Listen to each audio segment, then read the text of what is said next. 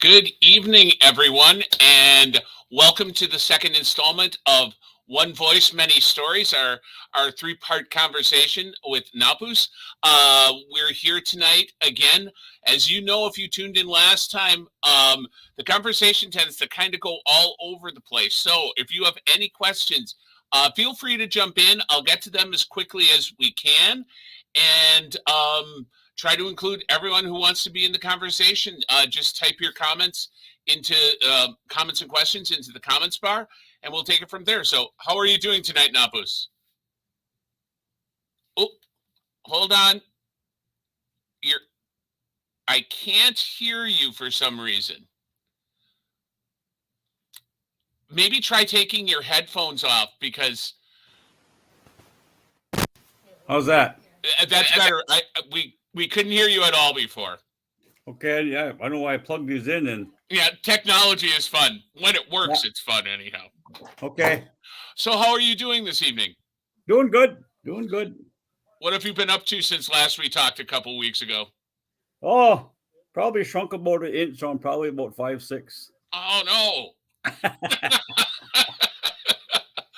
Well, all right. We're just going to jump, into the conversation. We're just talking about Napos' life growing up. We covered a lot of stuff last week, just early, how his family was connected to the American Indian Boarding School program and things like that, and just let the conversation take us. So tonight, let's just get started. Why don't you talk a little bit about when you were growing up on the reservation? Okay. Well, like I said, I was born here, 1954, April 1954. So my mother later on had went to school. She was 24 the year I was born, and back my dad, my biological father, was 44. So he was quite a bit older, and so there was a struggle with him coming and going. My mom always said that he was a ladies' man, so there was that kind of way with him. Plus, he was a crane operator, so he was called out quite a bit. So anyway, we pretty much stayed with my grandparents, my mother's parents, and so um, I remember parts of it. In fact, there were times when I would be talking with my mom, and I would say, hey, what was this about? And I would say something, and she'd say, you remember that? And I said, yeah. In fact, there was an instance where I remember sitting on this like a rock, and I remember getting hit in the eye with a bunch of dirt. And I remember falling off that rock. It was low to the ground, but I remember falling off there and kind of rolling in some brush, some grass and whatever. And I remember my mom picking me up. I remember crying and couldn't get that stuff out of my eye. And so she says, you remember that? And I said, yeah. I said, for a while, for the longest time, I thought it was some kind of dream or something. She said, no, you were 9 months old and you were sitting on this rock and your brother was fooling around. And he threw a dirt ball. He was 2 years older than me. He threw a dirt ball, hit me in the eye and knocked me off the rock. So she was surprised. She was surprised I could remember that. So I would talk to her about certain things, and she was always surprised that I could remember a lot of things. So my grandparents at that time, my grandfather was a they called him a forest ranger, um, and we were at that time going through the process of termination, and so things were changing. But he was a forest ranger, and then we he actually ran the ranger station up in what we call South Branch, which is on the kind of northern eastern edge of the reservation. There's a little town next to it called Breed that we used to go to. So I was pretty much raised around there for that time. And then my mother had chose to go to school. She tried different jobs, and every time she went somewhere, my grandparents kept us, even though they had a lot of kids of their own. That by that time, a lot of them had grown up and went to school. My grandparents they had 20 children, and 17 lived to adulthood. And so Wow. um, my mother tried working, actually worked for the Forest Service. She was a lookout tower personnel. There's 4 lookout towers on the reservation at that time. So she tried different things. She even worked for the Navy for a while, which I was found pretty interesting because I ended up going in the Navy in 1972. And so finally, there was a program that was created by the federal government called the Indian Relocation Program, and it was to help Native people get off the reservation and um, find jobs and schooling and things like that. And they would provide with some assistance. So my mother took part of that. She said, and she went to Milwaukee to go to at that time they called it a beautician school. So she went on to become a beautician. When she finished school, my grandparents pretty much kept us, and so finally when she come back, she picked us up and she had found a place. And in the meantime, she also found a boyfriend that became our stepdad. And so that's when we moved to Milwaukee. So she told me that was about 59. In fact, I came across a picture a few years ago of my first grade class picture at Jesu Catholic School in Milwaukee in 1960. So she said it was just before that we moved to Milwaukee. At first, I went to a little nursery school, and I remember that. I remember going to that little, they call them nursery schools back then. And it was pretty much just a babysitting place. Sure. And she even said that because of this thing with the Indian relocation program that they helped with funding with money to help her get by until she got a good job.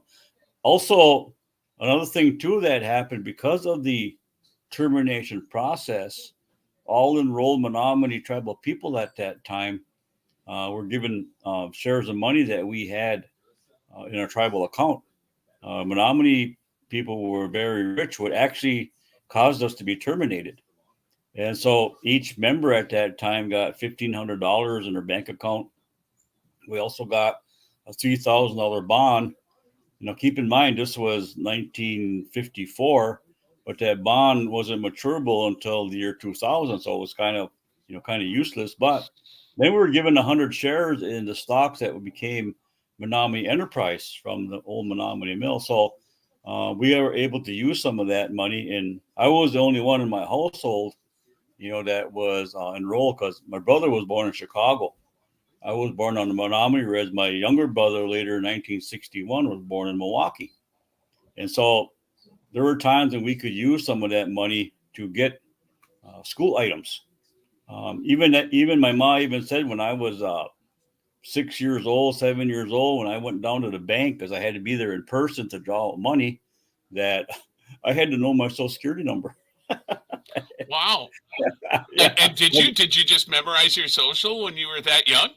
I think that kind of became a thing with ability to have a good memory because there were numbers I had to know, even in school, where we lived and things like that, and where my stepdad could get hold of, and my mother, and of course, my social security number, my birth date, all that stuff. I had to know that, even where I was born because they would ask me. I always remember the guy's name was Mr. Bizarre. His name was. I used to call him Mr. Buzzard. We got a big kick out of him. He was a pretty friendly guy, but yeah, we had to go down and with that $1,500, we had to actually um, a more kind of word than big, Sure. but it was kind of protective for because I was a minor, so there was an account was set up for us minors so that we had to go down there, and so nobody could just take your money on you. And Sure. they still do that to native youth that get funds if they're underage. So then another thing too was interesting was after years that went by and I got older and I heard my mom telling one of the because she maintained doing people's styling their hair and stuff. And so one day she was talking with someone and they had asked, how come she's highly Christian and I follow native ways? She said, well, I've always let my boys practice whatever they want to practice. And she said he always chose to follow, his grandpa's ways. And so later on, I asked my mom, I said, well, if you say that, why did you put us in the Catholic school when we first went to Milwaukee? And she said, oh, that was because she said we were down there, we didn't have a lot of money. And the priest actually came to the house and told her that, it was their job to convert us. And so by enrolling in that school, it was free. They didn't charge her. Okay. But even the school was kind of funny because the school was one of those kind at that time that they wore uniforms. And me and my brother didn't. And there was a couple other native kids that were there that didn't wear them. And so I asked my mom, I said, well, why, didn't you let us wear uniforms? She said, well, we had to pay for that and we didn't have the money for that stuff. So she said, I told the father right out, I told him, well, if you want them to dress like that, then you buy their clothes. So, but And that was that. it was funny because my friends hated the uniforms and we wanted to be in uniforms to kind of fit in, but Sure. so I went to enrolled in Jesu. At that time it was a pretty big school. That church is still there, big beautiful church. That was as I recall, that was pretty good. It was pretty decent. It was just that the only thing that I couldn't I guess you could say comprehend is that we were supposed to go to church, every Sunday.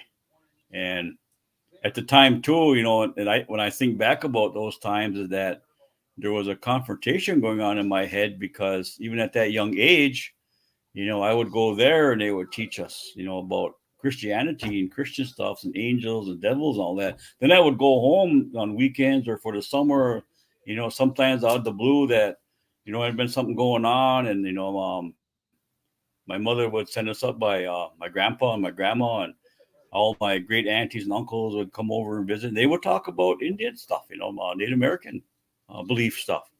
And they would ask me questions because some of them never got involved with the church. And so they would ask me questions about what I was learning, and even kind of a way of, what I thought about things, And I remember one time we were sitting there, and I told my one great auntie, I said, yeah, they got this guy called the devil. And she goes, ooh. She says, what's that? And I said, oh, that's a guy. He's all red. I said, his skin is really burned. He's got horns. She said, oh my gosh. She said, he's got horns. I said, yeah. I said, he walks around with a pitchfork and he pokes you. And if you don't behave, he throws you in a fire. And she said, well, how come he did that? I said, he challenged God, and God threw him in that. And he created that place for him called hell. Hell, holy, that's what that is. Wow. It was really comical. And she was that kind. The old people, because they spoke the language, and so when their English was really slow, and they had that like a slur, because if they were a prominent speaker, their language, it's like if you speak to someone that wasn't raised in English and they come over and they still have that drawl of their own language, so they were Sure. like that. And because Menominee language is actually spoken pretty slow, and that they have that kind of like slow speech.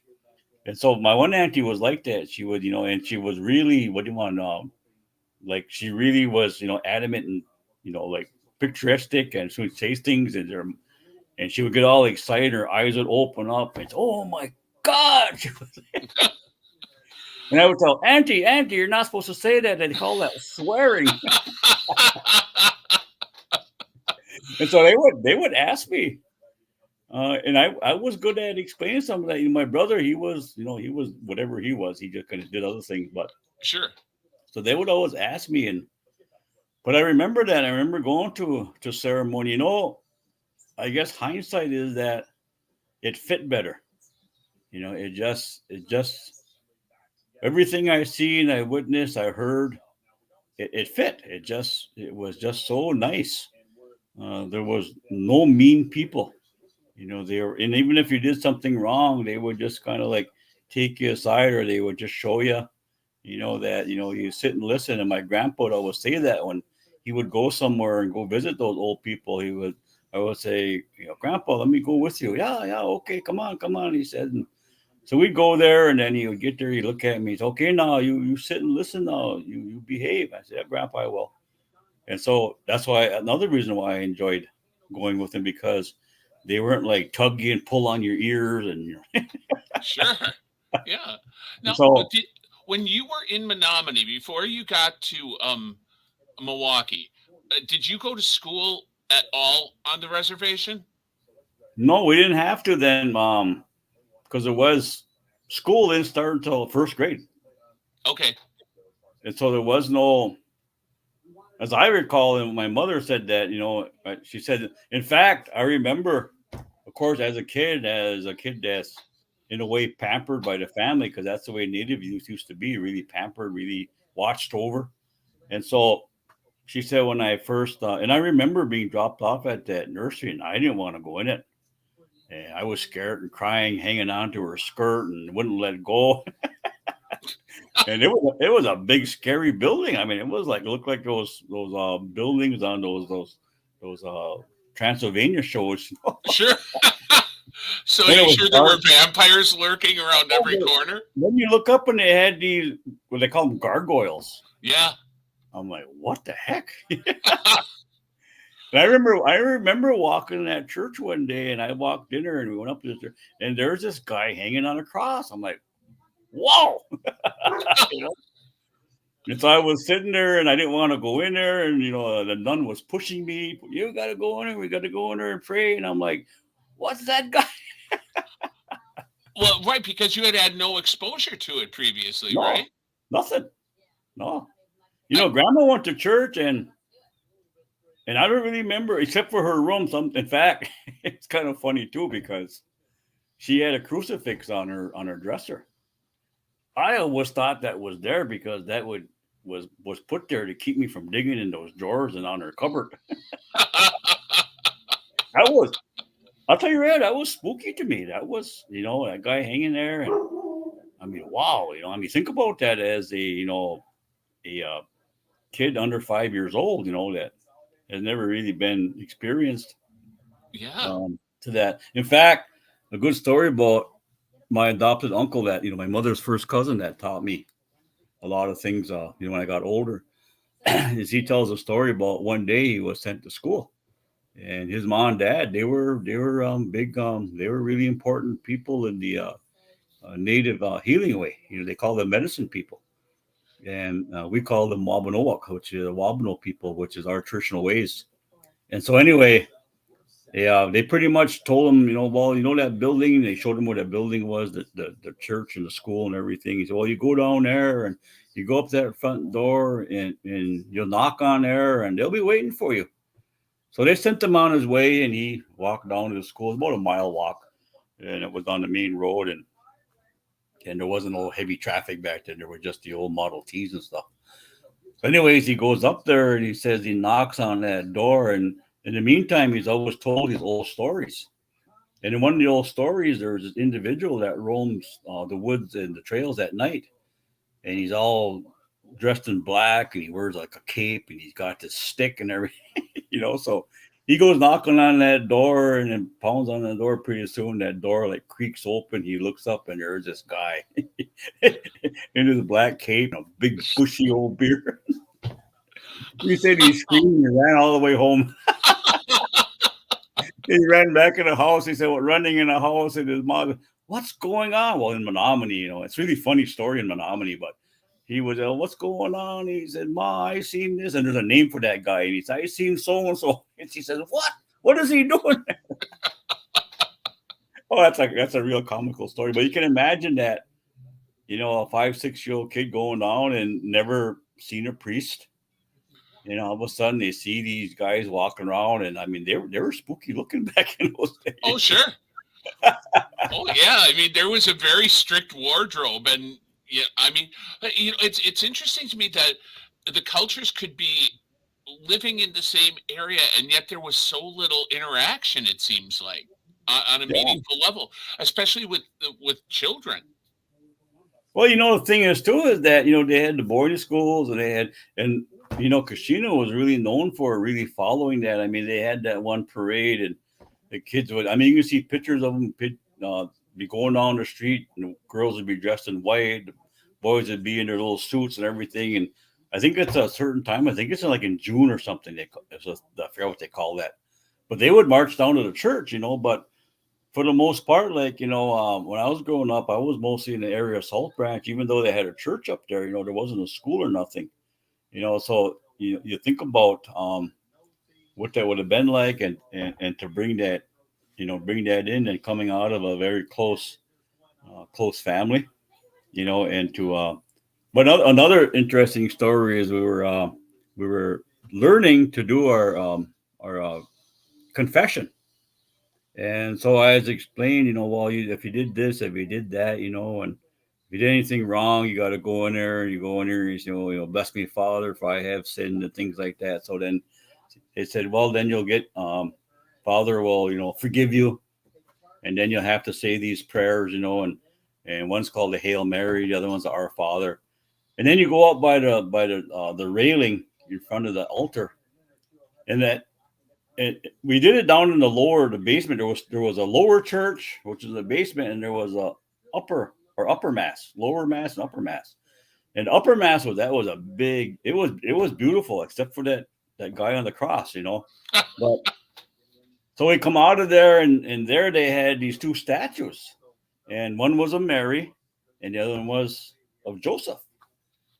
And the first thing about it, they had those eyes painted so that whatever way you were, they looked like they were following you, Yeah, I know.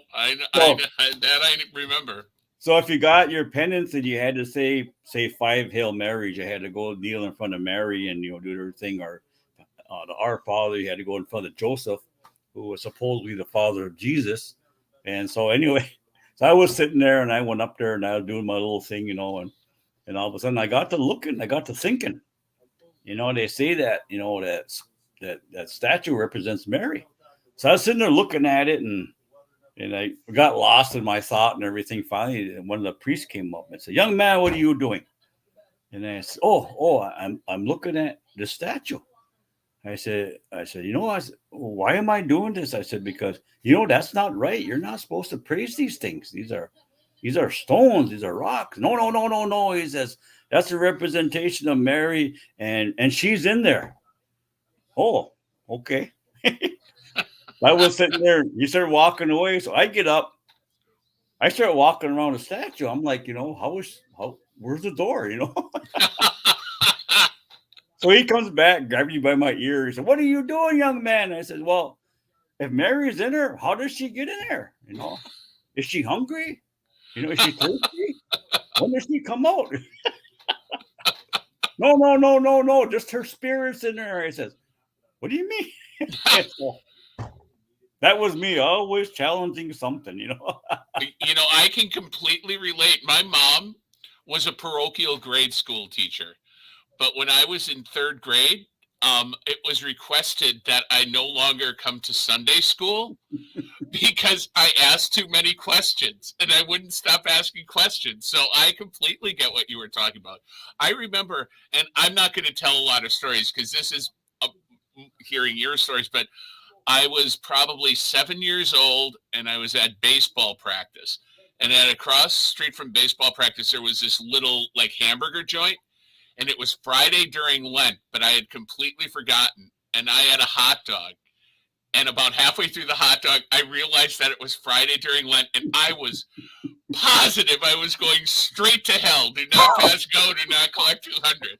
So I could not wait until the Saturday so I could go to confession. But it was around that time I was like, hold on, this doesn't add up really. But which makes me to a question about you. You said you were like 6 years old when you went to Catholic school, when you started Catholic school. Is that right? 5, 6 in that About area? there, yeah, 1960. About 5, 6, yeah. And you said though that you were, even at that age, were more drawn to the beliefs, the spiritual beliefs of your grandfather, of the elders in your Yeah, life. How I mean, yeah, yeah. what led you down that path at such a young age to like kind of see one thing as not making sense and one thing really making sense? Was it just what you were raised with? Was it that it just felt right? I mean, I know that sounds kind of weird, but like you just don't hear about young people deciding on their own at that age that often about heading down a certain spiritual path. And I just find it interesting. What spoke to you? What spoke to you that led you down one path and not the other? Well, I think it was, you know, compassion, respect, the teachings that we received, they say a long time ago from the Creator when we were put here, is that there were these guides that we should live by. The Christians got theirs; they call them commandments, but I'm not going to give them that name. And so it's the reality of how you should treat others and what you should teach them. And I think also it was the feeling. It was I've never had someone get up and forcefully yell, "Oh, you gotta believe in God, otherwise you're going to hell." No one ever said that. Yeah. They're all stories. They're stories about creation. Why we were put here and the things that we were given. And there's this one that we have in our stories. I use the term the great teacher because that was the one that was placed on the earth here to teach us how to be who we were supposed to be, and what the Creator expects from us. So he was kind of a liaison between God and the people. And I mean, just the same way that Christians have that Jesus, and there's Buddha and Muhammad, all those. So we had a similar thing with that. But those stories, they told the ways of life, even at a young age. There's a story that I will share with the young ones called The Panther and the Rabbit. And in that story, it talks about the panther that is after the rabbit. And the rabbit, goes out, and his wife is sitting there. Be careful when you go out there now. And the rabbit, being very boastful, says, I'm okay. And she said, well, that panther is out there waiting for you.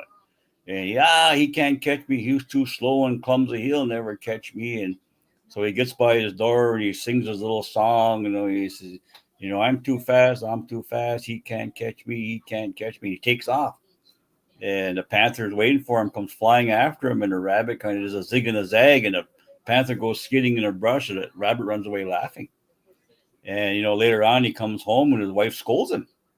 And she says, don't do that again. You don't want to happen. Oh, you don't worry about me. I'm not, So he does that 4 times, and he's constant. And as he goes through that up to the 4th time, he's really, really, really bragging.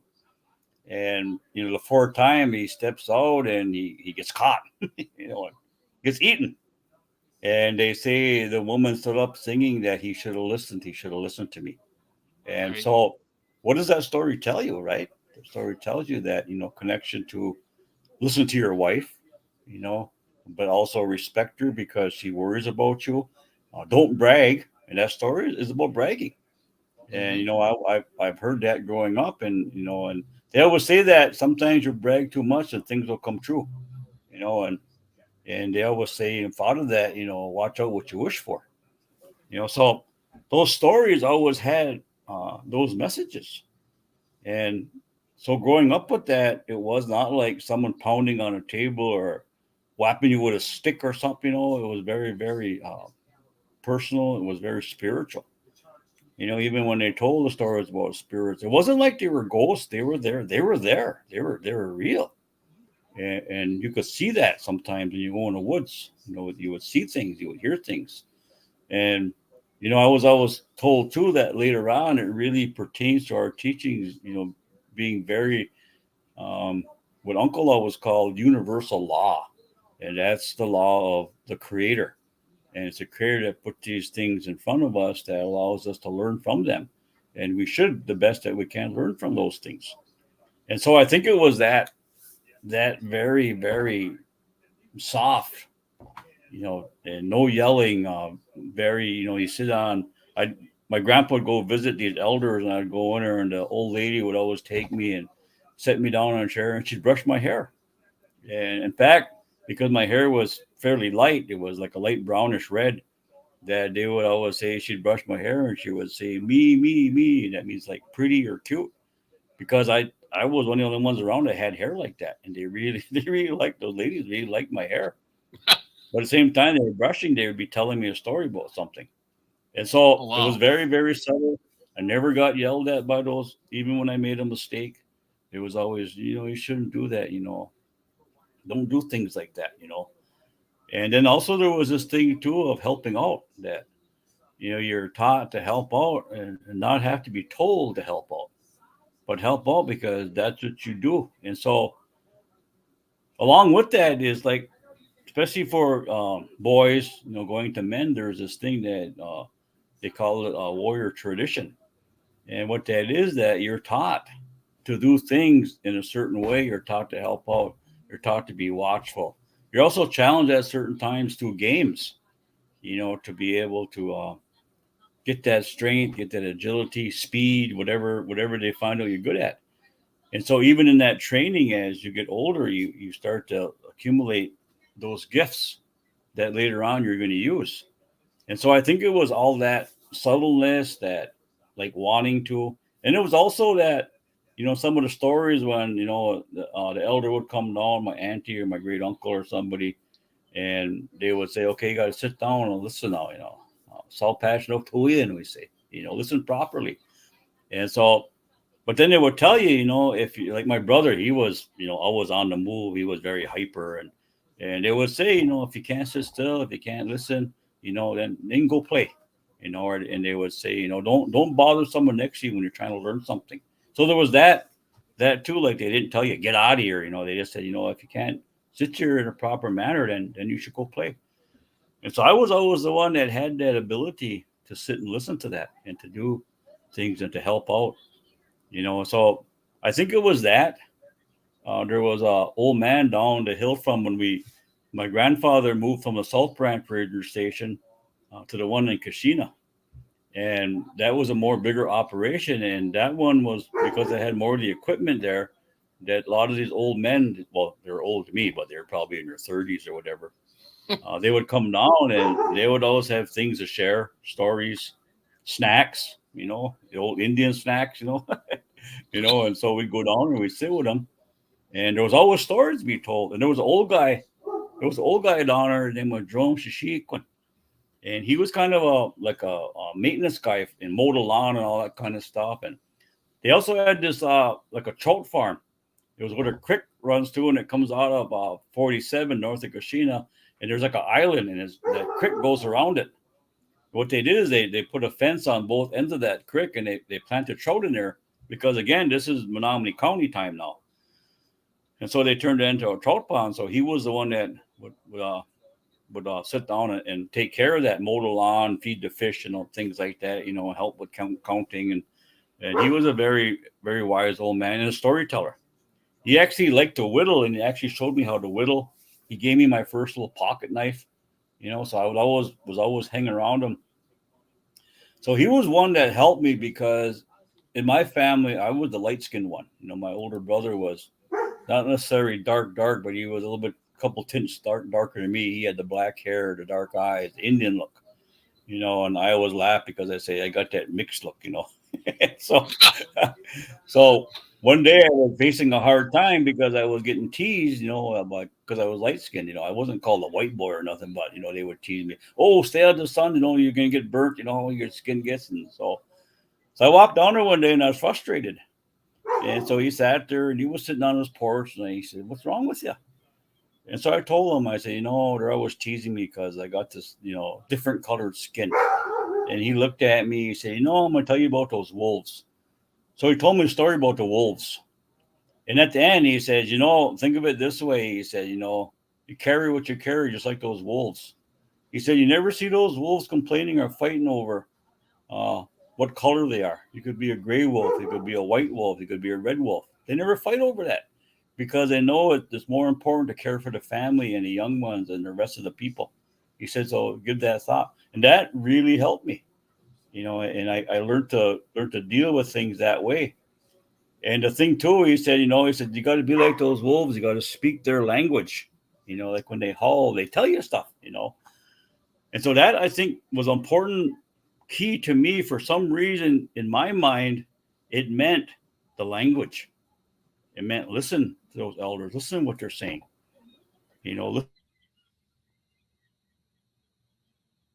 Oh, Napos, are you still there? Oh, you seem to have frozen up. I don't know. Froze for a little bit. Okay, So you're anyway, back now. You're back that now. was one of the strengths I got. And I ran into a lot of.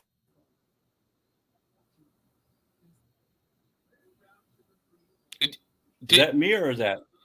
I can hear you now. You were gone for just a little bit. You I'm froze here. for a while, but you're okay now. Okay. Yeah.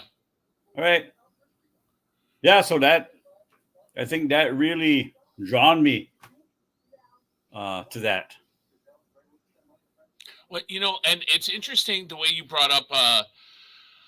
You would like the spirits. They weren't like ghosts or anything. They were actively part of the world and your life around you. Um, Wade Fernandez, when he performed here last week, he brought up how that's how music evolved. And music reflects what you listen to in the world around you. And I thought that was a very interesting way of putting it. When the way he would say, like, the original music was people listening to nature and the animals and the wind and the water, and then imitating that with their voices. And it was such an interesting way to look at it because it made absolutely perfect sense. And like how music has become more and more chaotic by and large as the world has gotten more chaotic and people listen more often than not to the chaos around them. But it's just interesting to me that It's what you listen to and how it's presented that connects with you. So Well, when you, it said too that to appease those spirits and the creator, you go through that song, that singing, because that vocalization is the way we project our feelings that are connected with our thoughts and everything else, to the beyond.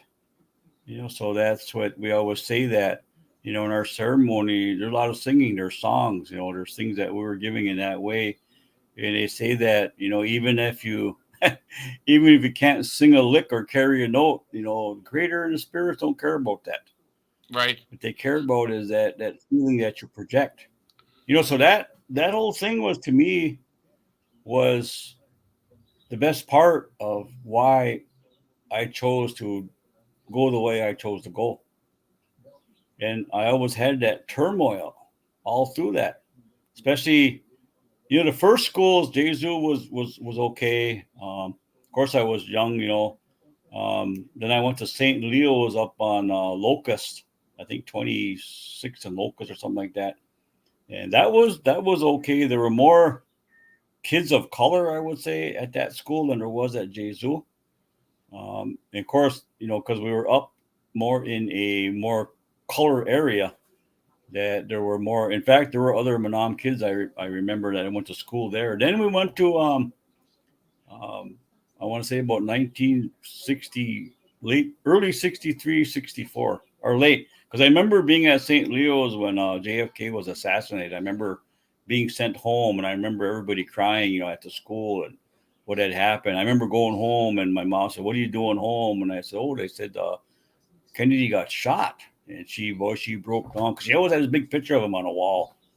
It was a big gold frame, and it had like a little light on it. It was like a night light. And boy, she really, actually, she knew him. Our family knew President Kennedy. He used to come to the reservation, and he really, really fought for native rights. Yeah, and his mother, his wife.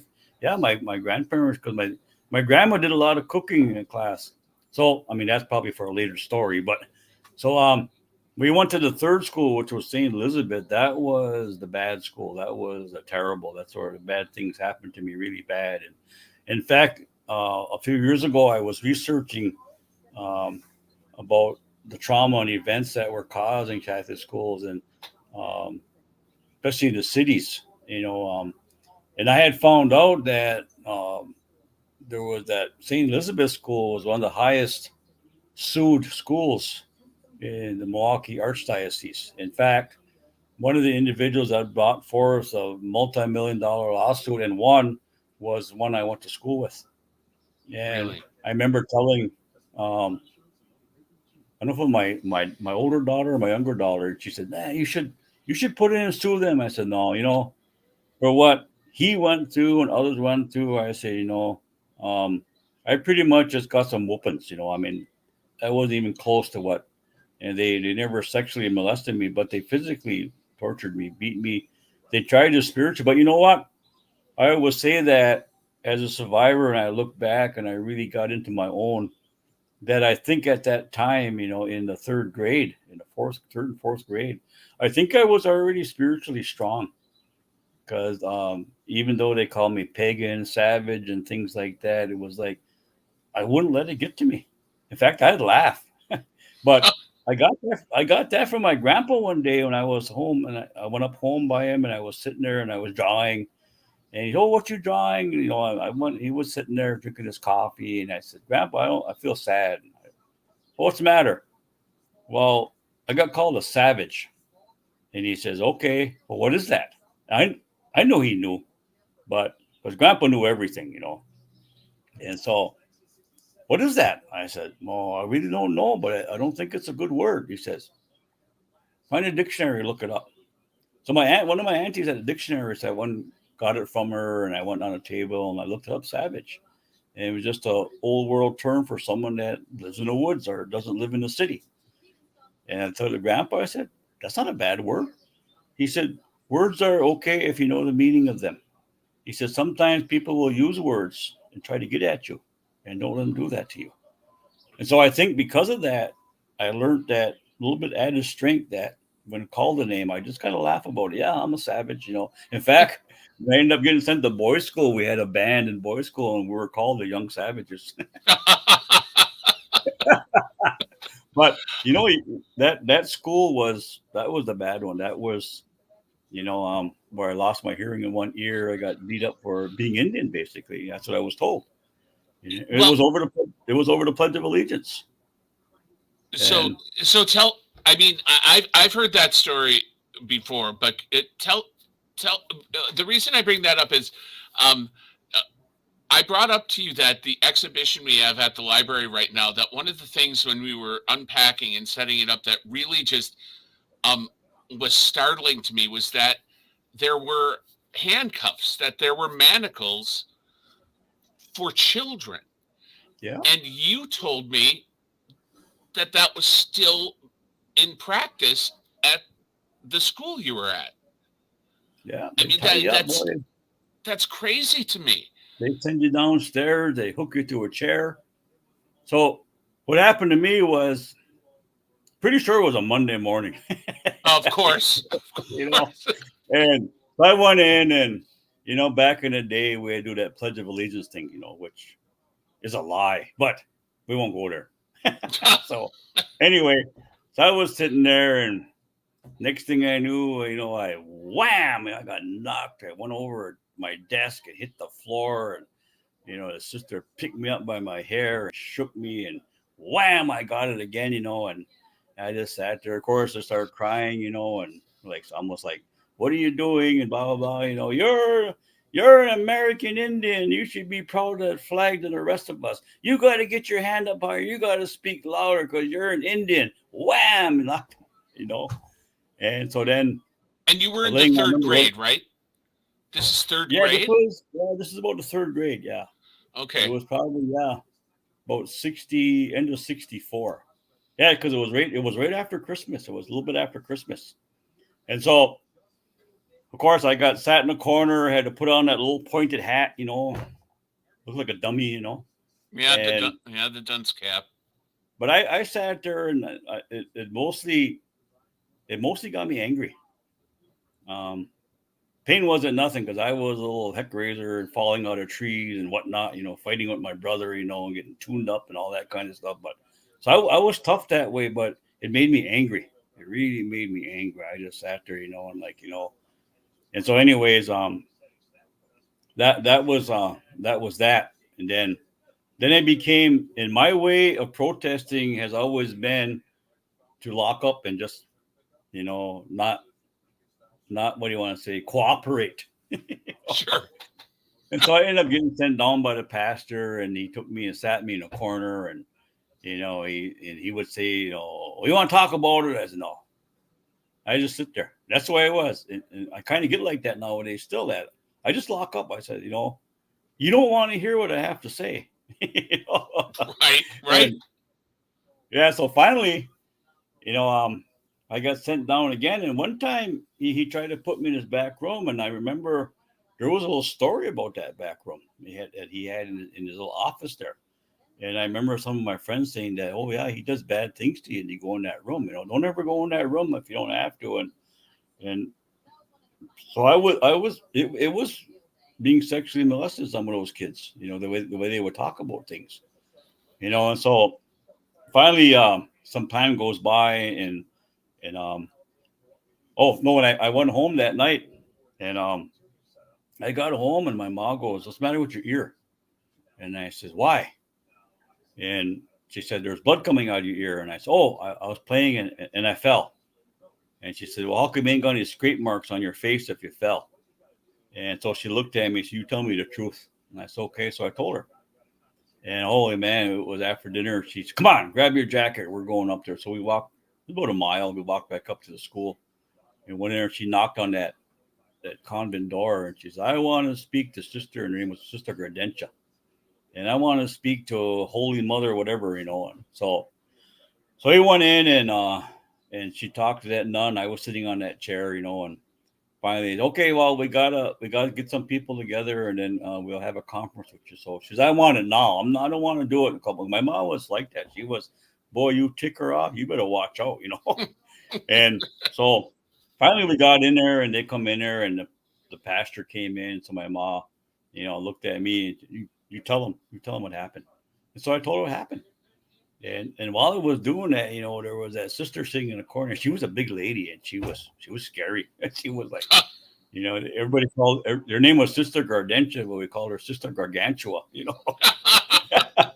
Well, it makes And sense. anyway, she was like, she had glasses and they were down on the end of her. She was looking at me like this, and I was like, holy, I was shaking in my shoes, but I thought, no, I want to tell you the truth. I want to tell you what happened. So I did.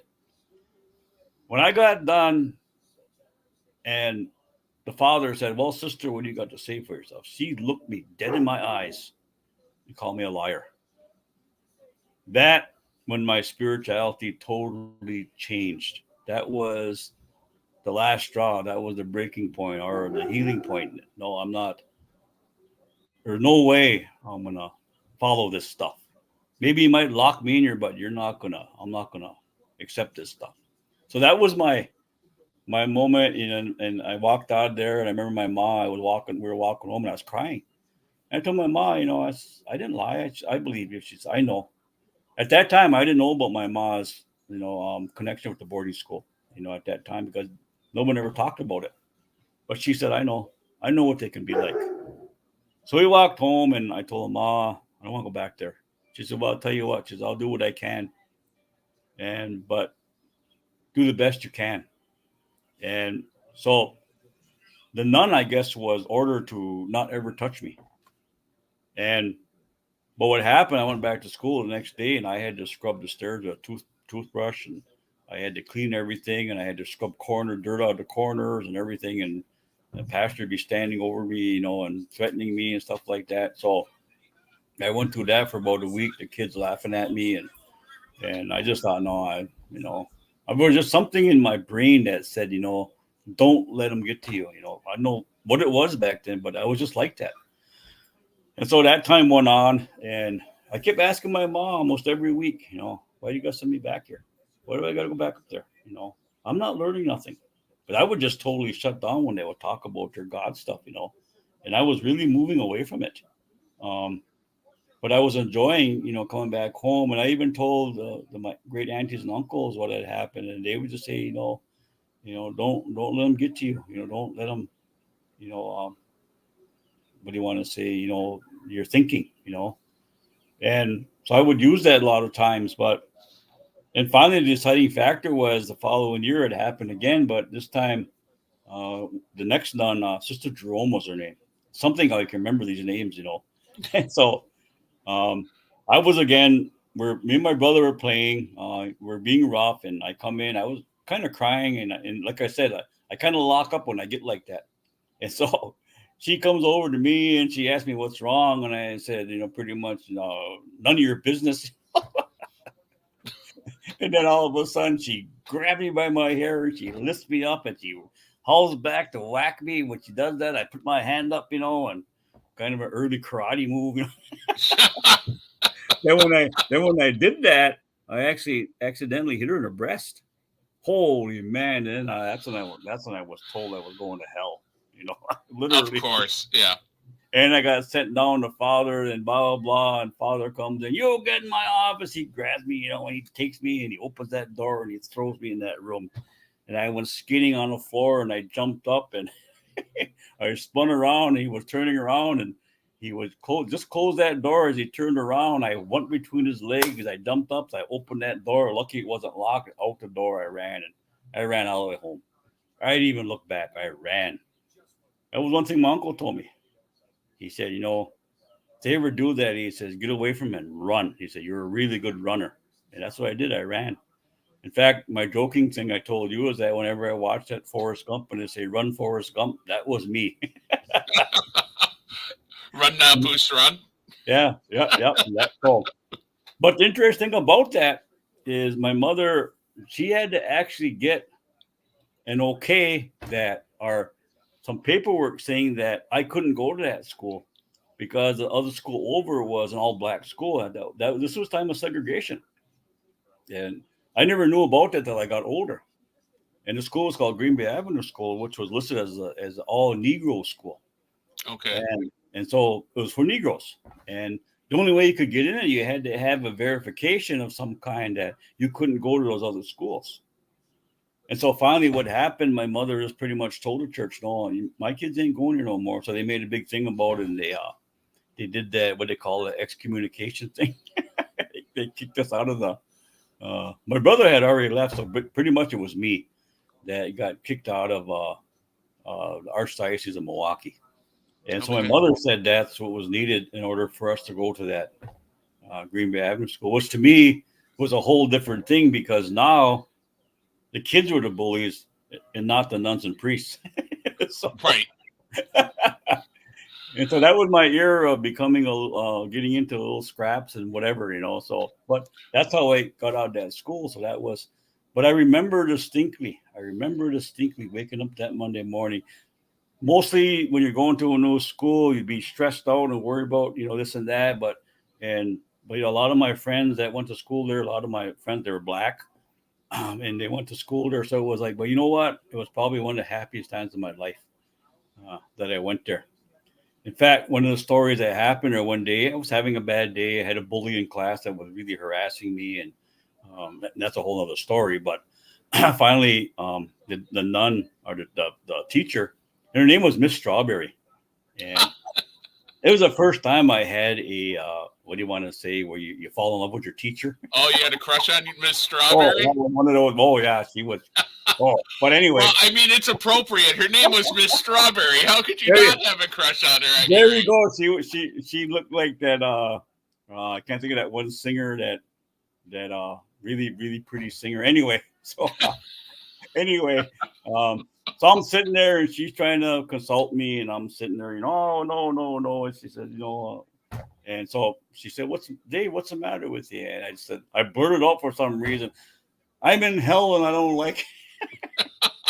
And she goes, what's wrong with you? And so finally she said, oh, come on, let's go down and see the principal. So she walks me down, and I felt so good because she was holding my hand, Well, sure.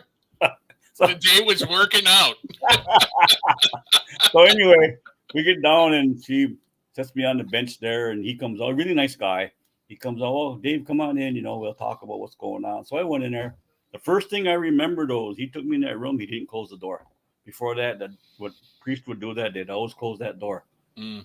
And so we went in there, and he says, well, can you explain to me what's going on with you? And I said, well, I just, having this, and I got some bullies and blah, blah, blah. And he said, yeah, but, you told Miss Strawberry that you were in hell. Why is that?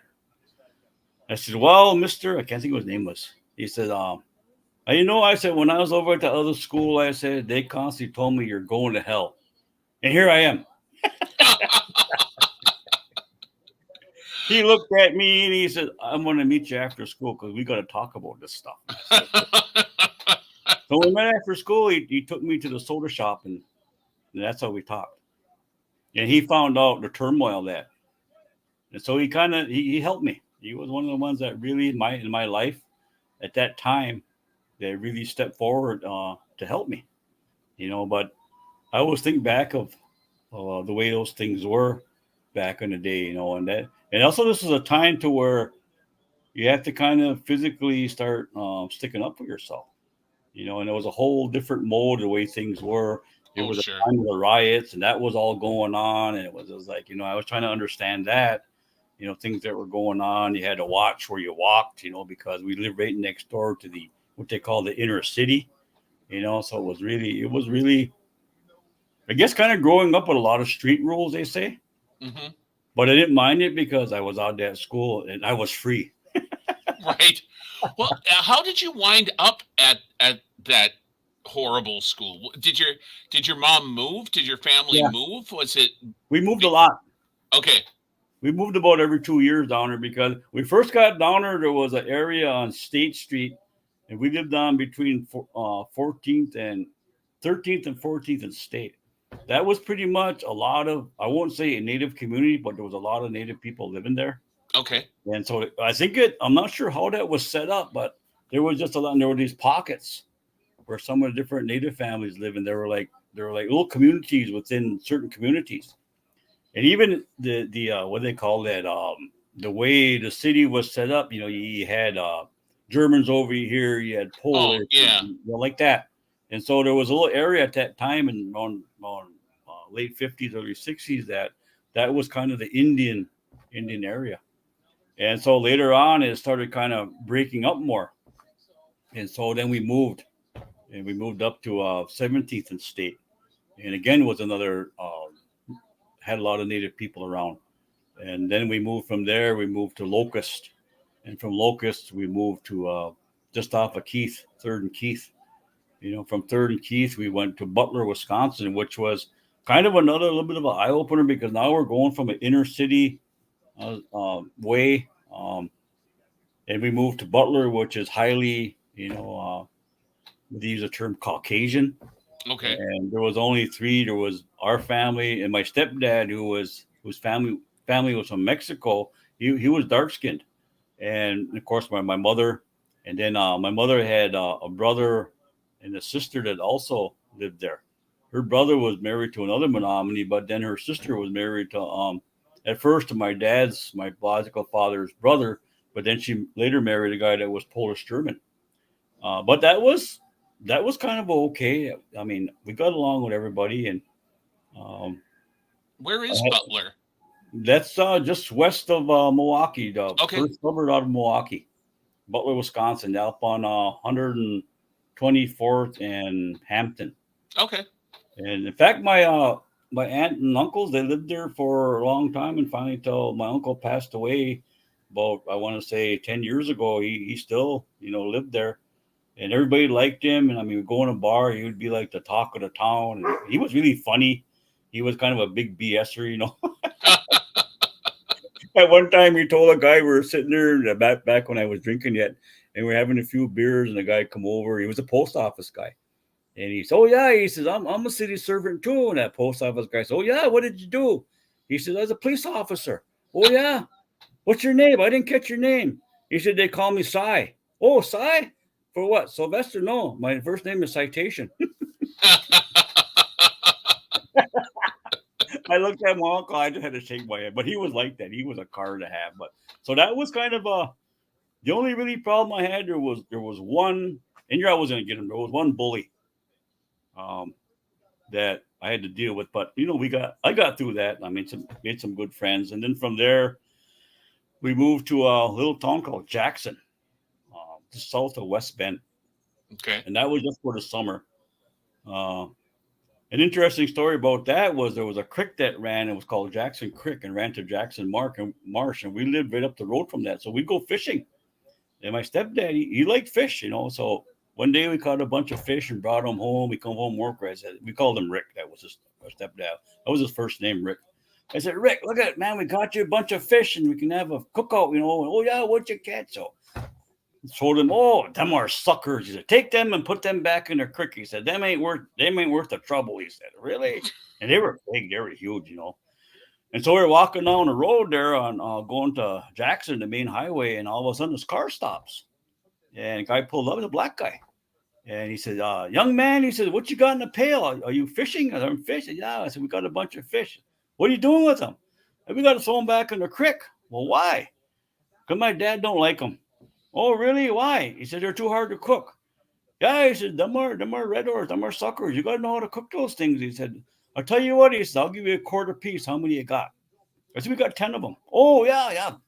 Throw them in a trunk." So he gets out, he puts them in a trunk, and he says, "If you can catch me 10 more, he says, I'll give you 50 cents a piece." I said, "Really?" So me and my brother looked at each other. "Oh man, money in the bank here." So then he told us where he lived and everything like that. So we caught fish. And we took him over there, and he, gave us the money. Then he said, "Well, where do you guys live at?" I said, "Well, right up the road from the creek." "Oh," he says, "if you want," he says, "I'll invite you and you bring your parents over." He says, "On Saturday." He says, "We'll cook these up." He says, "And they can come over and we can, have a little picnic or whatever, yard party."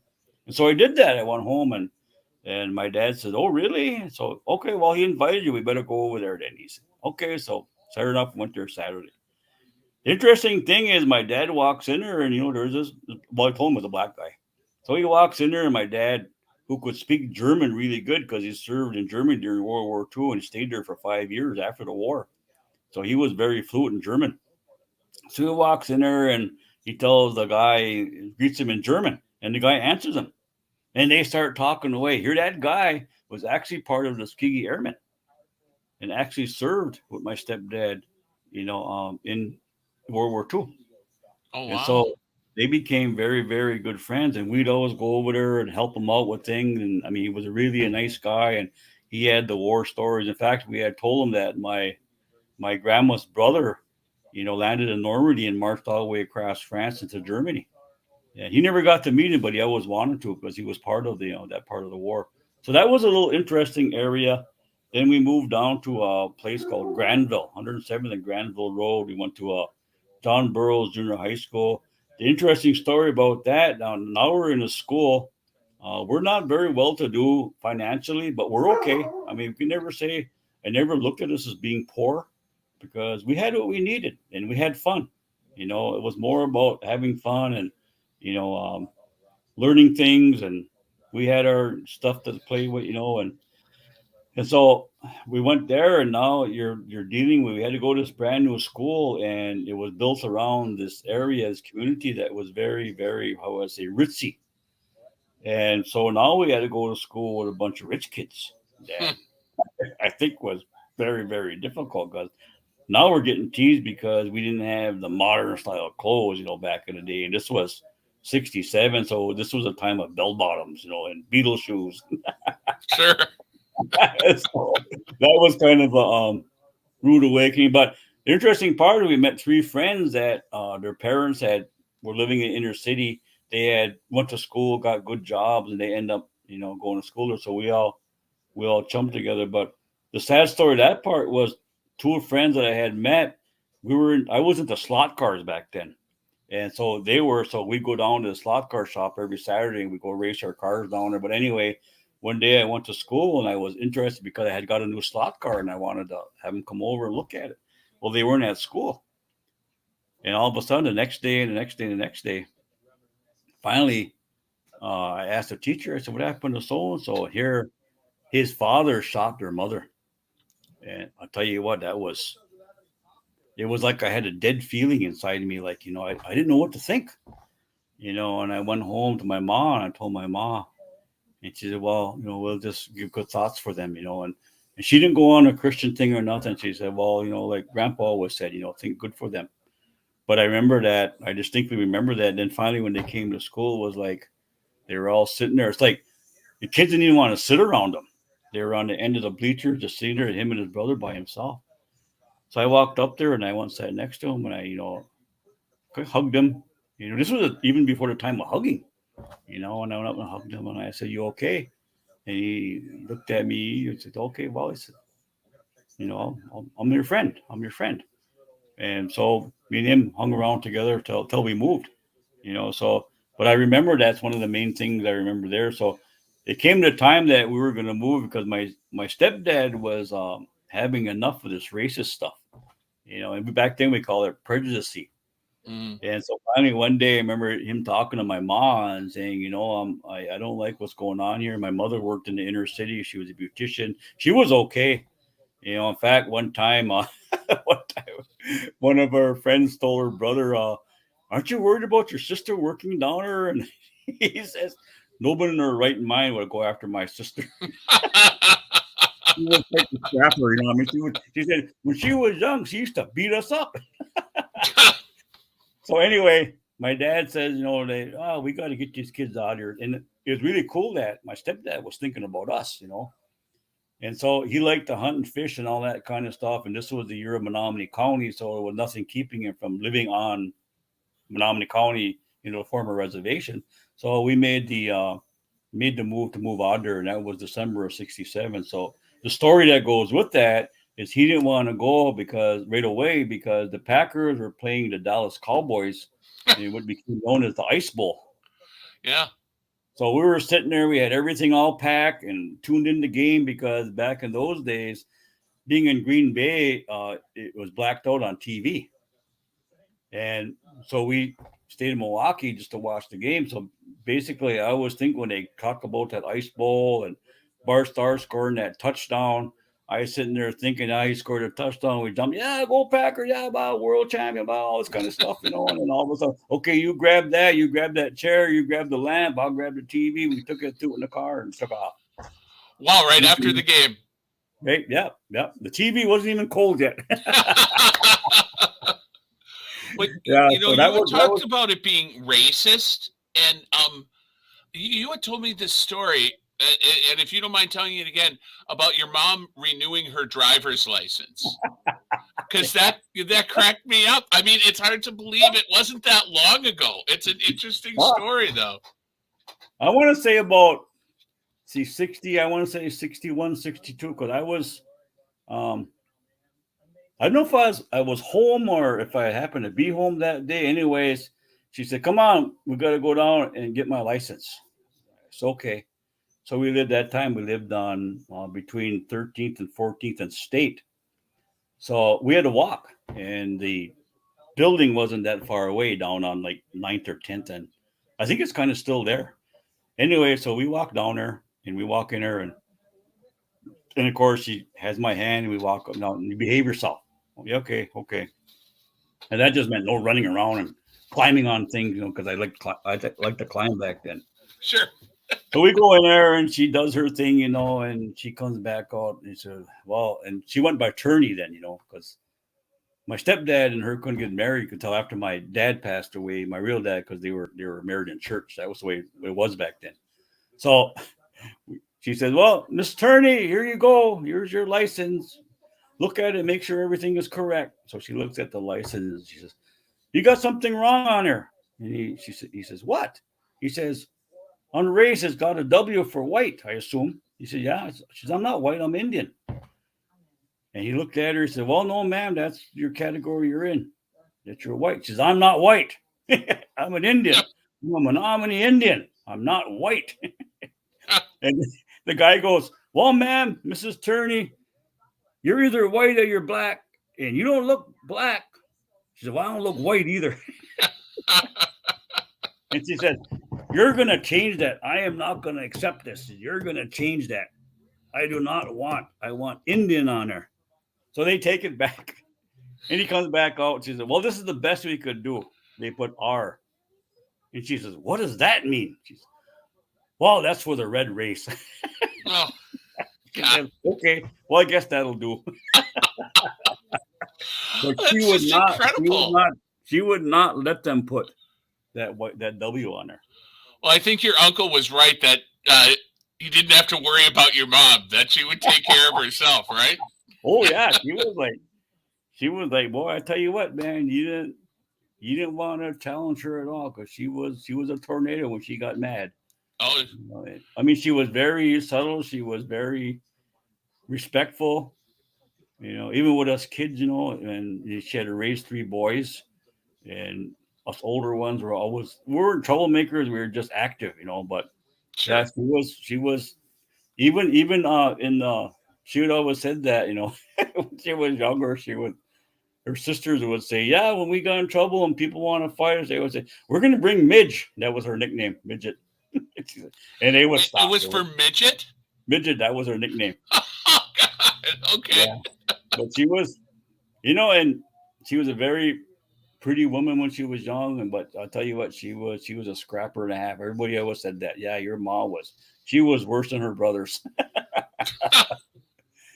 But that was kind of, also what, kind of, kept us in line. Sure. So it was like, oh no, finish. Oh, no, go ahead. I was just going to ask, like you had said, when you went through that horrible time in school, and your mom took you back up to school and everything, you had said that she understood what you had gone through, having been in the boarding school, but she didn't talk about it then. Mm-hmm. Did she ever really bring it up, or was it something you guys ever discussed really, or was it just more of an understanding that she knew what you went through because she went through something similar? I didn't hear the stories until later, that she was going into her 70s. I remember to this day that back in, she was I think she was right around 70, and I was sitting here, and I had moved back home, I was going through a divorce. So she told me, well, I want you to come live with me because I want you to take care of me. She said, you're the one that's good at that. And so I said, okay. So I moved back home. And we're sitting there, and every morning I could smell the coffee going, and I wasn't a big bacon egg eater, but sometimes she would make a breakfast and she'd say, "Come on up," and I said, "Okay." And so we'd sit there and eat, have some coffee, and she would talk, and she started really talking about old time ways and things, and um, it was even to where there's a time, and I don't know if this had something to do with it. But before that, she'd always have father come over and do her little mass thing and her communion and all that. All of a sudden, she just stopped doing it. And I didn't think nothing of it. I thought maybe I wasn't there because she'd always say, "Now it's Friday. Father's coming over. I know you don't like that stuff. So either stay downstairs or go outside." I said, "Okay, mom, whatever." And so finally, that stopped happening. And so one day I was sitting there and we're talking. And I said, "Mom, come father don't come over no more." Ah. That was her way of disapproval. No words or nothing, just like that. That's okay. And you didn't argue with that. You just went with it. And so finally we were sitting there, and I know it was about maybe a week or two after that. And I remember playing this back in my mind several times that out of the blue, she just sat there and she like looked out the window and she drank her coffee. And she said, I was molested. And that feeling in my gut was like I wanted to go back in time and knock the snot out of somebody. I didn't know how to um, deal with it. Coming back, later in time. But I didn't pressure her either. I said, "Oh, okay." And she said, "Yeah." And she went on. That was that. I think it was her way, the way she was to handle it. But she had really turned to alcohol, beer. She loved her beer, and then she was alcoholic. But she functioned, cook, clean, whatever. But she'd wake up in the morning, she'd have her coffee, and usually was till afternoon time that she would pop her beer. But she didn't like slug; she just like sip. Mhm. And she liked her beer warm, and she would have it sitting out, and she would have her can sitting there, and she would drink out. She always had this favorite glass. In fact, they gave it to my daughter, and so that was the time when, after that, the story started coming out. Before that, it was always about the boarding school. Oh, I learned to sew. I like sister so and so because she took a liking to me. What that meant, I don't know. Mm. But she was always there, and she would take me to her room, and then that would be it. I don't know. There was something beyond that. And so that was the stories started coming out. And that's when I was like, at that time I was healing from PTSD from what Mm. I had went through. And not just the war, but Catholic school. you Sure. know, Sure. No. damn, and PTSD from boys school. So I had my own things I was dealing with, but to hear, I think to me, took more of my pain away from the war and the Catholic school of having to hear what she went through. Mm. And then I started thinking, because at that time I was going through healing in myself, and I learned the dynamics of alcoholism, and the what can have you go that way, and depression, anxiety, how you to deal with that, and then you get into certain little things that like alcoholism. I mean, there's so many things you can abuse, any kind of abuse. And so I didn't know um, how to help. And all I could do was when I go to ceremony, I pray for her in my ceremonies. But I would think just the way her makeup was, that she handled it her way. But I think that's where the alcoholism, the drinking. I mean, there wasn't a day didn't go by she had her beer. She would go, and everywhere she'd go, she had her beer. And even when she ended up going to the CBRF because she developed a health problem, dealing with her breathing, and eventually what took her, they think, was lung cancer, but they weren't sure. But anyway, and so because they had her on an inhaler, and my mom was like, if one aspirin's better, four are really good. so she'd take the little and she would like, next thing I knew, EMTs were here. What's going on? Oh, your mom's having an anxiety attack from all that medication. So they finally took her up to the CBRF, and I think also being around other elders that were up there was very useful for her, and even getting her off her beer. But one thing she said, she's, I'll give that up, but you're not taking my cigarettes away.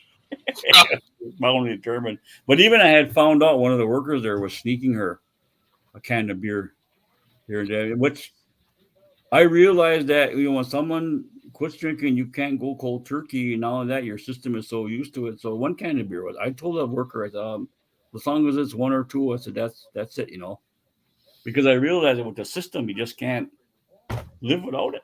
Yeah. But that was a time when the boarding school stories started coming out and what she had went through, especially early in life. Okay. Boarding school on a reservation. Then she ended up going to Flandreau. By that time, it was more of an Indian school, but it was still government run. Okay. But it was the boarding school in Kashina, St. Joe's, that was, I guess, where a lot of that. In fact, my uncle was the same age, the one that taught me. They were first cousins. And he went there and he told me about the dungeon.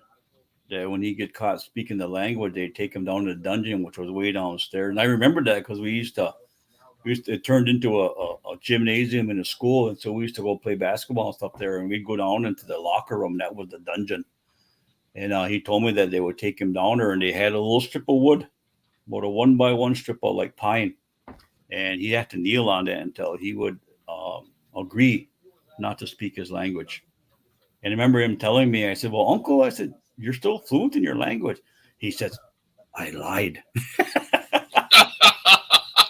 And I told him, Uncle. Good for him. I told him, Uncle. I said, that's a mortal sin to Menominee is to lie. He said, but sometimes you got to do that. So I always remember that one. There are those times that, for the betterment of everything, you might need to lie. Now, do you speak Menominee? I'm was termed a partial speaker. Okay.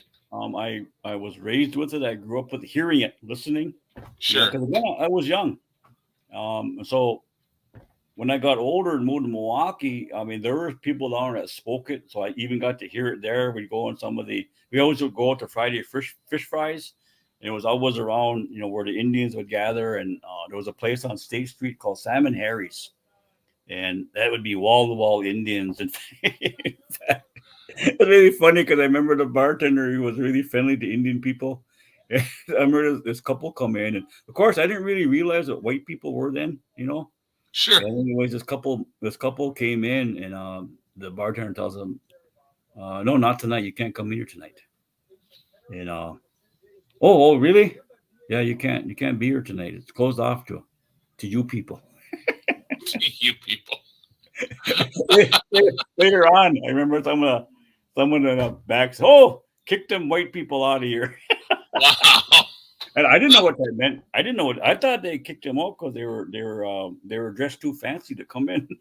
Well, that might have had something to do with it too. So they would all sit around, and there was Oneida, and there was Potawatomi, and there was Menominee, and they would all speak and get along, carry on, tell stories, and you would hear, and like me, because I was in tune to the language. There were times I didn't realize that they were speaking language. So I went through that, but at that time too, that I was punished because I had that Menominee type of slang for our English. Some people say I still got it, but I try to speak. I try to speak pretty good English when I can.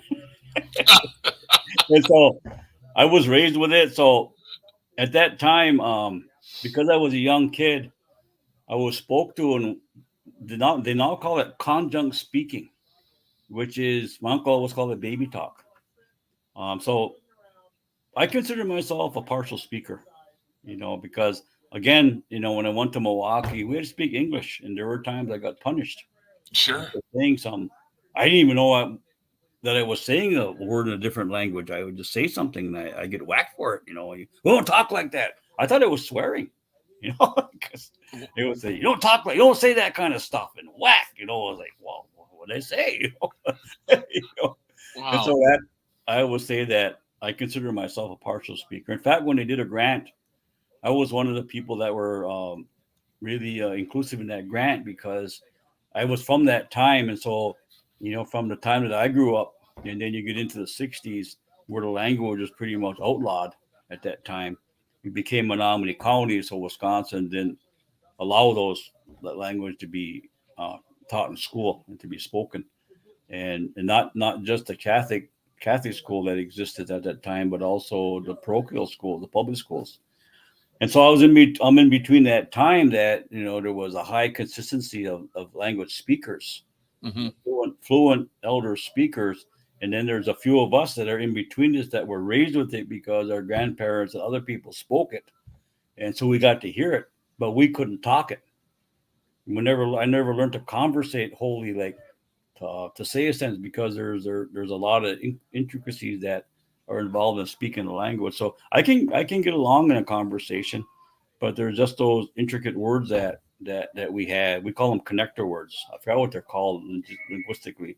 And so I went through life like that. Of course, I moved away, and then later on moved back, and that's when the language programs really started hitting. And so I was one. I remember I was asked to go to a language class. I was sitting there, and someone asked one of the elders, well, how would you say my wife in Menominee? And the elder kind of sat there, and so he used the word Nachepa Akim, which means my cook. And I was like, and he was also was a partial speaker. He wasn't a fluent Menominee speaker, and I just sat there and said, well, no, that don't sound right. So I was sitting there. I remember we were leaving class, and I was walking down the hall. All of a sudden, it hit me, in the mat and the motzen. And that comes from the word for metamo, which means woman. Then you put the ne on the front, what connects it to me, not really saying mine, but associated with that. And then you change that ending. So the mat and the motzen kind of means my woman, my lady, my wife. Oh, okay. So I came back in and I told him, I said, no, no, no. I said, that's, if you're saying the chipakim, then you're saying that my chipaco means to cook. And so you're saying my cook. And I'm like, no, that's not right. And so they asked me, well, do you remember this word? Do you remember this? Finally, that's when what do you want to say, feeling, my understanding that, hey, I know some of these words, and they were words that some people didn't know. And because I was brought up in a different style, not in Menominee speaking, there's what they call independent form. Okay. And then there's this, this conjunct form, which it's a combination of words. And and one word can be a whole sentence or phrase just because they're put together. And then you have objective speaking. And so I was brought up because I was young. I was brought up in that conjunct speaking.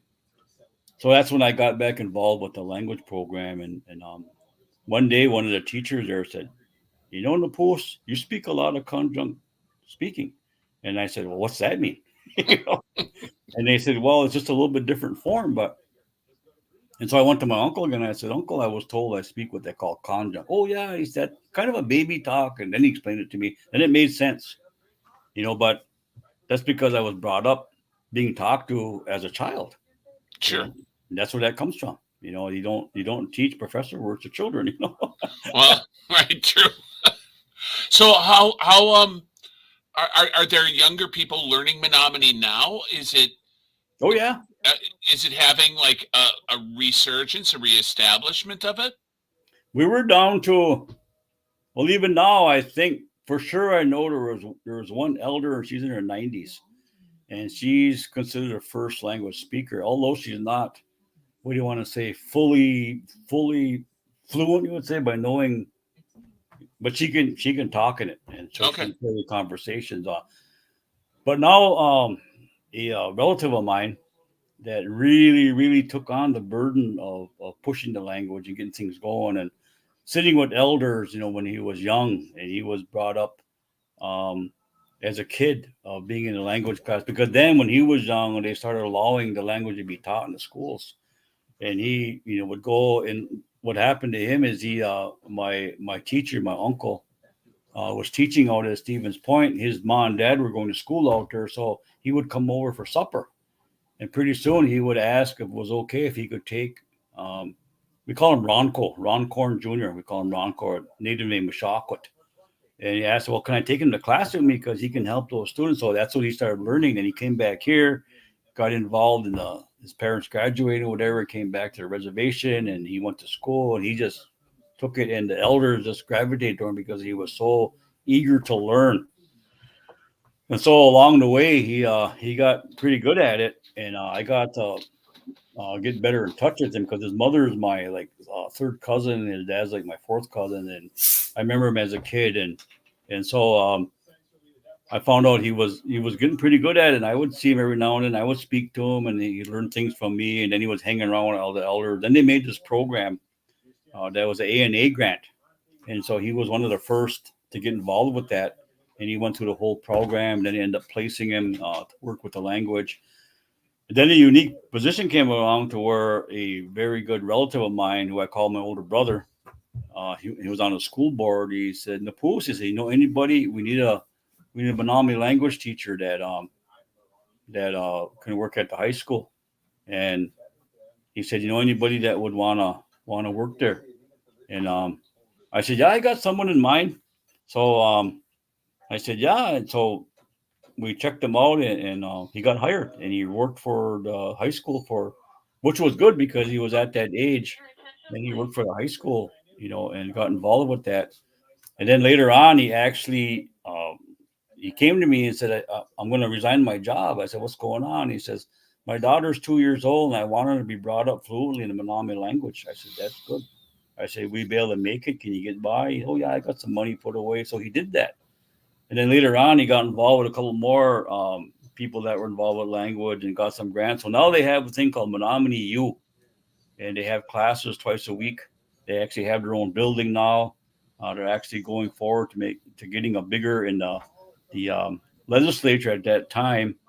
Before that, it was pretty much a fight because at the time the legislature, a lot of them were non-speakers, so they weren't really behind how important the language is. What do you need?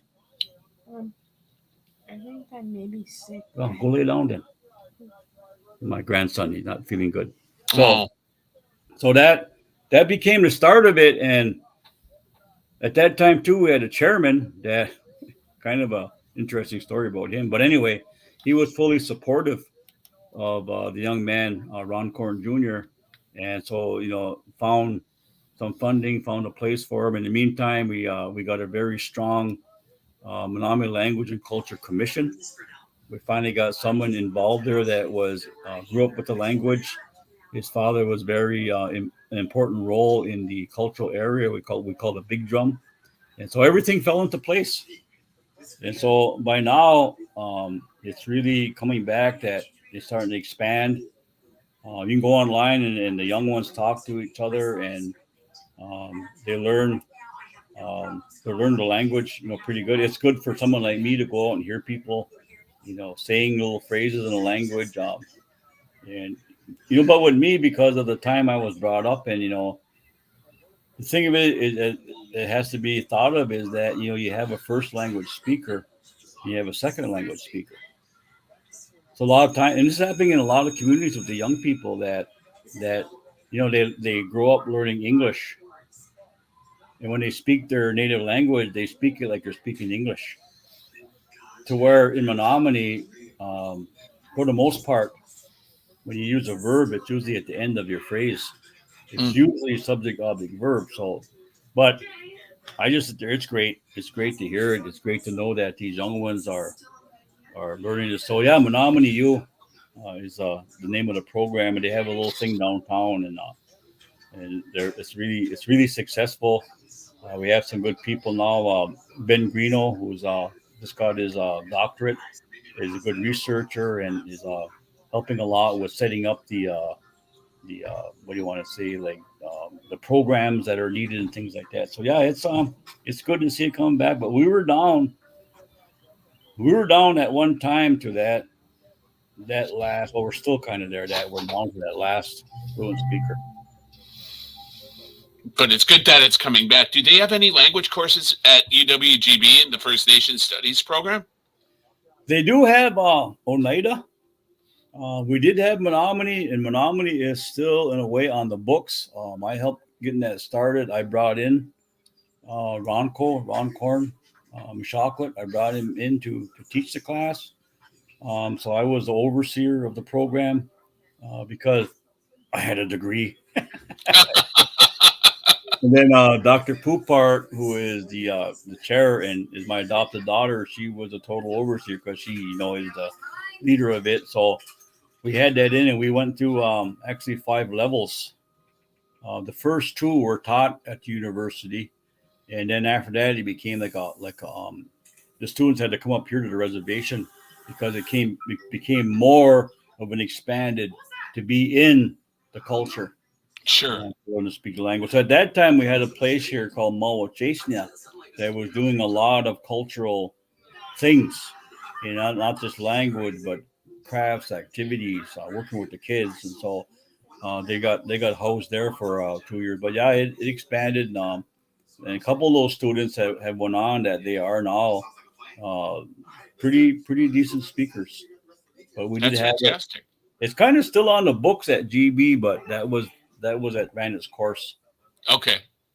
And So we're kind of coming up against time, and you probably want to check on your grandson since he's not feeling well. But I did want to ask for you to share one final story, and it's going back to Milwaukee. But this is not, I don't know if you would expect me to ask you to tell this story again. Um, about your experience with what you found near the railroad tracks and how it tied into the Natural History Museum. oh, the fossil, Yeah, the I think fossil that's a. story. I mean, we've talked about a lot of the down things that happen, but I thought this was just a fascinatingly positive and fun story, and I think it would lead into the where we're going to head next week is more of your journey of how you wound up being who you are today. In an hour and 45 minutes. That shouldn't be a problem at all. Yeah, longer the better. But But when I was a kid, at a pretty early age, I got into dinosaurs, and I want to say I remember back is when we first moved to Milwaukee, and so every Christmas, every birthday, it was about dinosaurs, and so there was this Milwaukee Museum. They had just built. Back then, we called it a new library on the back of the Milwaukee Museum. So I used to go there and go up to the library and get books, and they would actually have tracing paper, and I would trace the dinosaurs, and I'd get better at drawing them freehand, but I was tracing them, and of course, learning how to say the names and things like that. So in the museum, they had a dinosaur display, and they had a gift shop, and in the gift shop, this is about 1960, 61, 62, that the really cool looking, authentic looking dinosaurs, were expensive. I mean, and so I got the cheap ones, which were good enough. And so I would go to the library and then, of course, go look around in the museum. And every day I look at the dinosaur exhibit. I don't care how many times I've seen it and things like that. And then I would go to the gift shop. And so they had a big, glass display case. They had all the dinosaurs in there. And man, they were some cool dinosaurs. And I was on that case, drooling over those. And someday I'm going to have some of those and whatnot. So anyway, when we go play, we go down to the McKinley Park, McKinley Beach, downtown Milwaukee. Go down Wisconsin, then kind of go up a little bit, and there was it was like a little pond there, which is kind of cool because they had these rocks we could find that would float. They were soapstone. And so anyway, there was a beach there, and then along there was this railroad tracks were there, which is kind of another story because the older boys had this swing that you actually just swing out over the railroad tracks, and when a train come by, you'd actually swing over the train. Oh man! Yeah, there was this big apartment building, and behind there was like open. I don't know what it was, like a loading dock or something. and some young guys had tied this rope somehow to this big tree, and it was so high that that when you would swing out, and you'd actually, if there's a train coming, you'd actually go over the train. And you had to be careful coming back because you had to make sure someone grabbed you, because if you didn't swing hard enough, you wouldn't make it back. You were stuck. Oh, wow, God. So anyway, there was a railroad tracks and the bed was there, and so and one day we were playing down there, walking around, and I happened to was kicking these rocks, and they had those certain kind of rocks for a railroad bed, red rocks, and so I was kicking one of them, and I noticed that that looks pretty interesting. So I picked it up and I looked. It was a fossil. I looked at that fossil. I'm like, hey, this is I know, what do they call it, triglobite or something like that. I can't remember the exact name of it, but I said, man, I told my brother, look at this, man. This is cool. I said, this is a fossil. And he was like, really? I said, yeah, look at it, blah, blah, blah. And of course I knew timelines and what period and all this kind of stuff. So I told him, I said, tomorrow I'm going to take it to that guy at the museum, and I'm going to show it to him, and see what he thinks about it. And he said, oh yeah. He said, yeah, go down there. So anyway, I was, I couldn't sleep, and get up, pacing the floor, make sure that fossil was still in my dresser drawer and all that kind of thing. So finally, the next day we were up bright and early, and it was interesting because I was about, I don't know, 6, 7, 8 years old, and I was roaming around Milwaukee by myself with me and my brother, and it was pretty safe. I mean, this wasn't a time where people were being kidnapped or nothing. So it was. My mother even said there was nobody in their right mind would dare kidnap you kids. So, anyways, next morning I got up early, and Ma and the old man went to work, and we took off for the museum. So I go in there and I went right to the gift shop, and I told that guy, I said, I even knew his name, I can't remember it, but I said, hey, I said, look at it, look what I found. And he looks at it, he says, wow, that's pretty interesting. He said, when'd you find it? I said, I found it yesterday.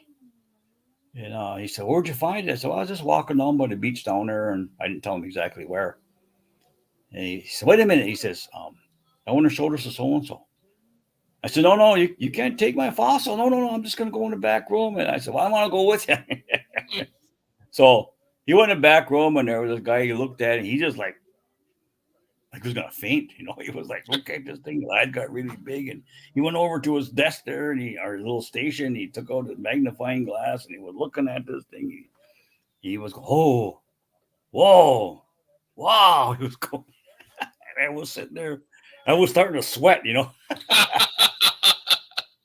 And so he turns around to his co-worker there, and he says, where did you get this? He says, he brought it in. He looked at me. He said, where'd you get this? I said, down by the lake. Oh, yeah? When'd you find it? I said, yesterday. You found this yesterday? Down by the beach? I said, yeah. I was just walking on a trail and happened to kick a rock, and this popped out. And he's like, are you sure? And I said, yeah. And so he said, you know what you got? And I told him, yeah, I got this, blah, blah, triglobite, blah, blah, blah, from some period. No, son, he said, it's older than that. I said, really? Yeah, he said, this thing is, I've got some millions of years old, blah, blah, blah. And I was like, oh, yeah. He says, do you know what that's worth? And I says, no. Is that good? And he says, yeah. And so he said, well, what do you want for it? Thinking back in that day, rather than saying millions of dollars, I'd say one of those really cool dinosaurs. And he looked at me, he says, kid, take 3 or 4 of them. I said, really? He said, yeah. He said, that, my thinking, probably millions of dollars, but who cares? I want. You got your dinosaurs. So I walked out there with, of course I go home, and my mom said, where'd you get those? I said, I traded a guy for a fossil down at the museum. Oh, you did? I said, yeah. Of course, my brother was my witness, Okay, well, that's good. So even when I was walking out there, the guy said, well, if you find any more, bring them back. So that's what was my fossil finding period back in the days. I would go down there, and I'd found this one, that one. I was finding them, and coming back and, added to my dinosaur collection. But fast forward, I'm thinking, man, I could be a millionaire. Yeah, but you wouldn't have those awesome dinosaurs then. So finally, it was the fourth, fifth time I went in there, and he said, "Kid, where are you finding these?" And I says, "Well, down by the lakefront." And he said, "Well, whereabouts?" And I says, "Well, I don't know. I can't say for sure. What's by the lakefront?" He said, "We like to know where you're finding because we'd like to go down there and dig around." I said, "Well, I can't remember." I wouldn't divulge my information. Well, sure. Eventually, I told him, and but yeah, I was bringing him in, and he was just like, and I was like, so at that time, I was really um, dreaming or thinking to be a paleontologist. And even a guy there, I go talk with him, and he would say, "Man, you know a lot."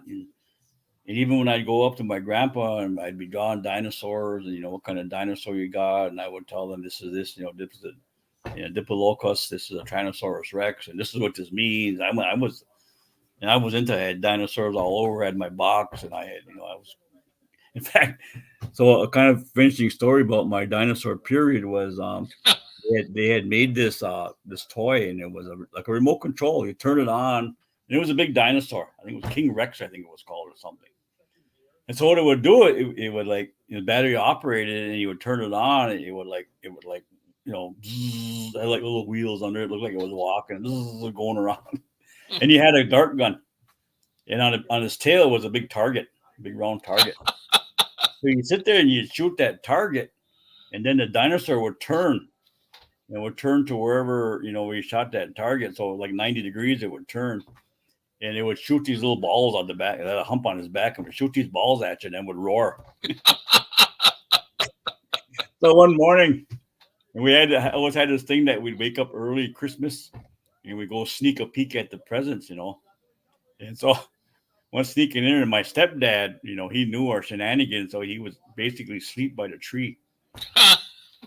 And so we snuck in there, and I thought, "Oh, look at this!" And I hit that one switch, and it came on. His eyes lit up, and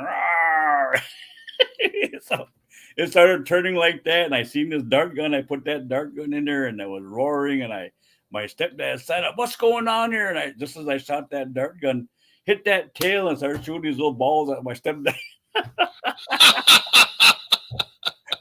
So he said, "Oh, I know about these dinosaur stuff." And we were sitting there laughing. So, another amusing story about Christmas, that not a dinosaur thing, but then I got into planes. I got in planes and jet because my stepdad was a paratrooper in World War II, and so he would take us out to the airports, and he would skydive. So I got into airplanes. So one Christmas again, this was a different place. It was a different area. We lived on 17th, and so same thing. He would sleep by a Christmas tree, make sure we didn't get himself. So one day that night we snuck in there, and there was this big pack, it was covered with like a blanket or something. So I wonder what that is. So I picked it up. I snuck round by him. I picked it up, and there was this big jet airplane fighter. It was pretty good size. Again, it was a remote control thing. And so it was one of those things where it would fly around, it would do a little circle, come around, and it would stop, and a little alarm would go off. And there was a little man in there, and it would shoot that man out. And that man had a little parachute. It would go up in about 10, 12 feet up in the air. Then they'd come down, a parachute would open, and he would float down. So we were sitting there again, sneaking in there, and turned that plane on. It was a rocket, a jet plane, so it would make a thrusting. I go take it off. Now they had this siren, and the siren. All of a sudden, my dad, he sat up. And just as he sat up, that guy shot on that parachute. One in the air, come down. That parachute went right over his head. Your dad always got the worst. He said that got the worst of the Christmas presents. I'll tell you what, when he got older and we were going, man, he would just sit there, shake his head, and laugh. He said, "I don't know how you boys got away with that stuff." But yeah, so the one with the robotic dinosaur, that was kind of came to the end of the dinosaur period. And then I got into like Godzilla and all that. But yeah, my dinosaur, I was really, even then I got older. When I got older and I was thinking about school, and I thought about that. I thought about going in for that. But then at the time too, I was into, our old ways, and I wanted to become an archaeologist, and study, things about our old people. But I had a conflict with that because, as I was told that it's not good that we shouldn't dig up those old ones, that we should Mm, leave them lay in peace. So there was a conflict, and even with dinosaurs too. Because I one thing that I was taught with Menominee people that we shouldn't dig into the earth. mm.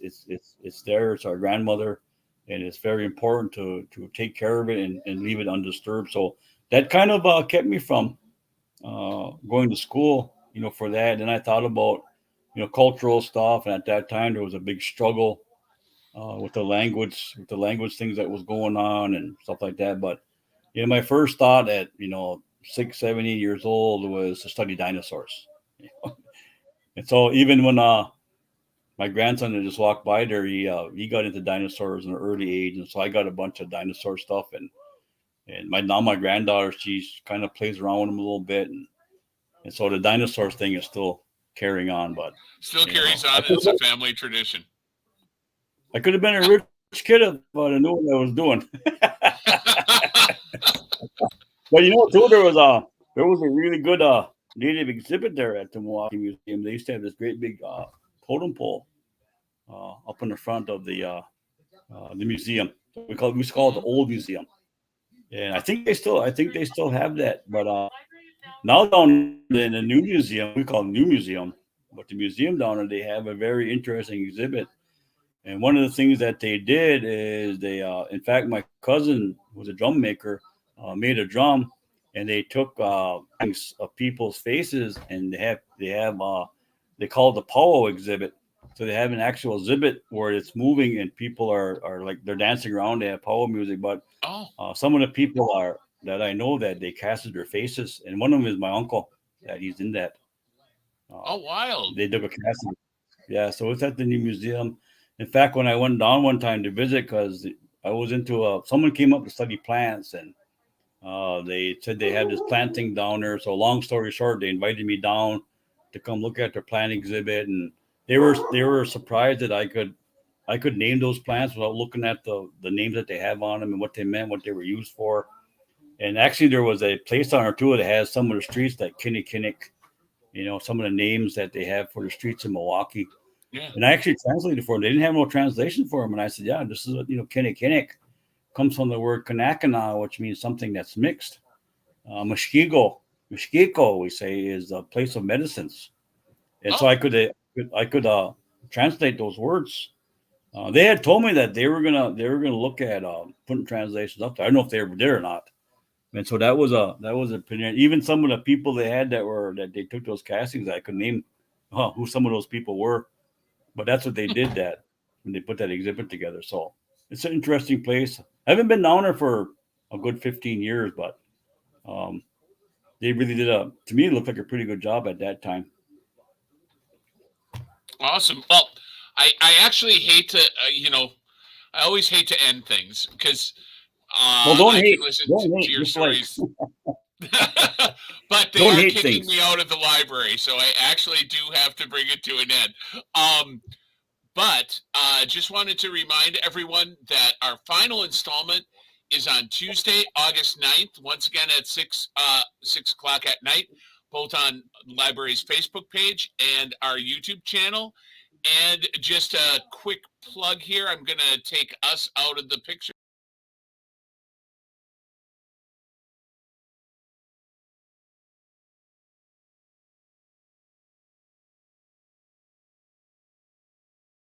Second, I have to add us back in because I realized that you could just not hear me talking. But this exhibit is going on at the library right now. It's Away from Home American Indian Boarding School Stories. It is a National Endowment for the Humanities on the Road exhibition. It's a really wonderful exhibition about not great corner, a very dark corner of American history. So if you get a chance, this is at the library through August 11th. But adding Napos back in and myself back in and different background. Um, Thank you, Napos, for being here this evening. Again, it is always a pleasure hearing uh, your stories about your life Thank you so much for joining us. We will be back in about 3 weeks' time. Thank you for joining us this evening. Have a great night, everyone, and we will see you in a couple weeks. Thank you again, Napos. Always Sounds a pleasure. good. Sounds good. Sounds good. All right. Have a great night. Yeah, Bye, take everyone. care. Maybe I'll stop down and see your exhibit down there. Please do. And ask Yeah. for me because they Okay, keep me I will. upstairs away from people. Oh, I did. Yeah. Yeah. They do the same thing to me. Yeah, it's a good move for me at least. All right. Have a Someone good night, asked me, everyone. hey, someone asked me what clan are you? I said Mushroom Clan. They keep me locked away in a dark room. You thrive. You thrive that way. Yeah. Okay. Have a great night. Bye-bye. Take care.